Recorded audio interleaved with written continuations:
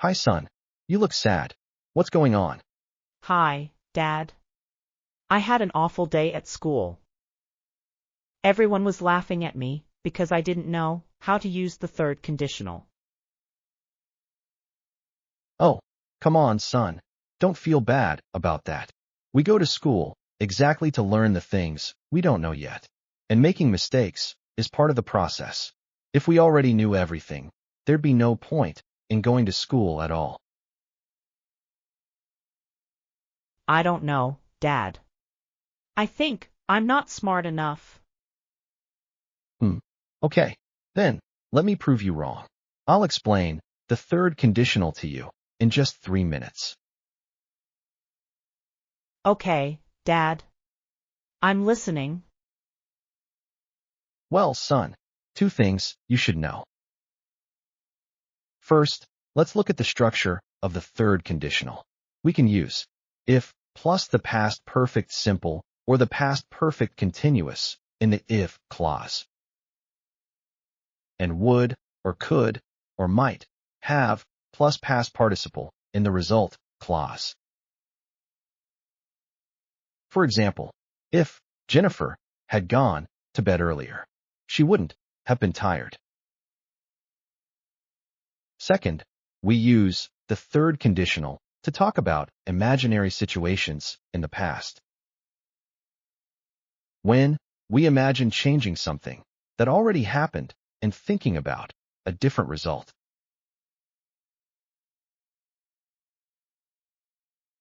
For example, if they had locked the door, their house would not have been broken into. Another example. My phone ran out of battery, so we got lost. This is the real past. This is what actually happened. In reality, my phone ran out of battery and we got lost. But if we imagine a different past, for example, that my phone hadn't run out of battery, then the result would also be different. So we say, if my phone hadn't run out of battery, we wouldn't have got lost. This is the third conditional. We change something in the past and imagine a different outcome. Now, your turn. Jane survived the accident because she was wearing her seatbelt. Now, imagine she hadn't fastened her seatbelt. How would we form the third conditional in this case?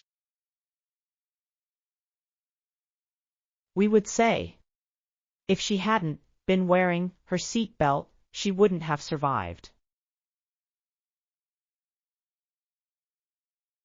Exactly. We take the real past. She survived because she was wearing it, and we imagine the opposite using the third conditional.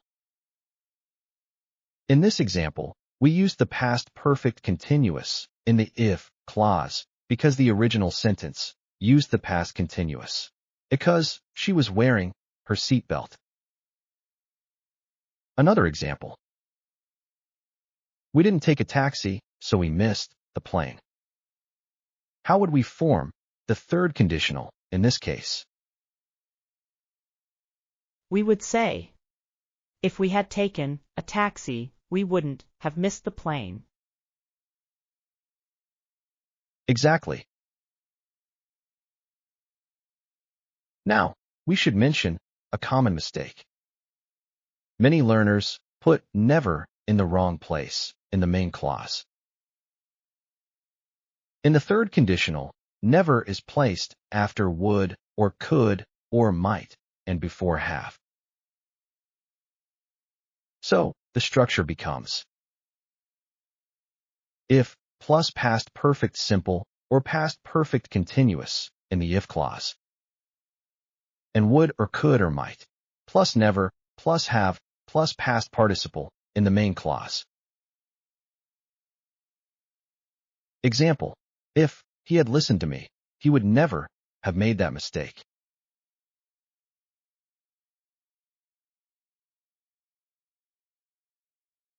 That's all. Thank you, Dad. Now, I understand how to use the third conditional, thanks to you.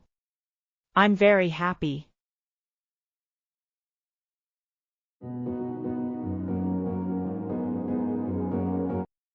Did you enjoy the video? I'd love to hear what grammar lesson you want next. Share it in the comments. Thanks for watching Enjoyable English Lab.